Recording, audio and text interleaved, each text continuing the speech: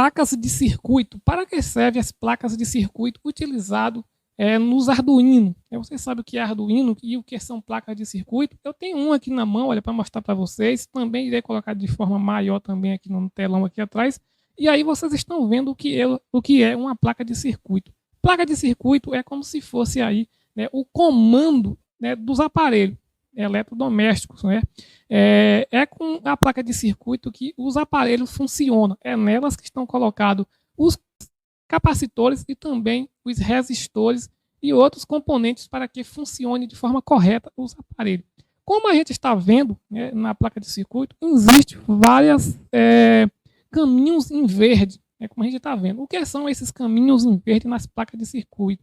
São como fios elétricos que vai transmitir a energia para cada ponto de solda desse que nós temos na nossa placa de circuito. São eles que são responsáveis para transmitir e carregar, né, a energia para toda a placa de circuito, fazendo assim funcionar o equipamento. São eles que são responsáveis aí pelo funcionamento dos aparelhos e também dos equipamentos eletrodomésticos, fazendo com que se comunique, né, através desse ponto de solda, através desses fios que nós temos em verde, como se fossem uns caminhos, né, nas placas de circuito.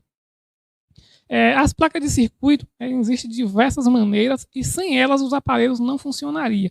Os eletrodomésticos não funcionariam sem os comandos da placa de circuito.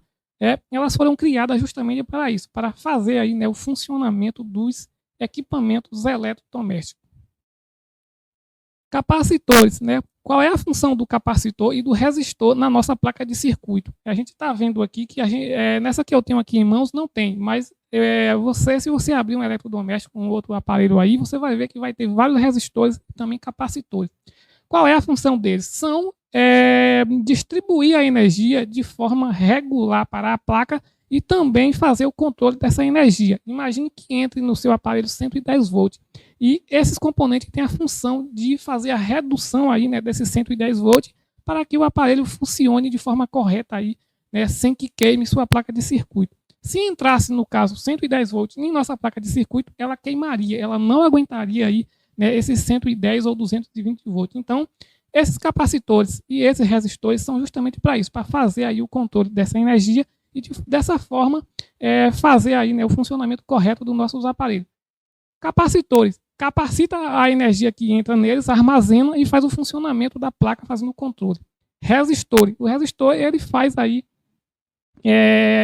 a mudança dessa energia, né? Ou seja, a energia entra por um lado do resistor e sai para o outro lado aí, né, de uma forma diferente, em ondas até de calor.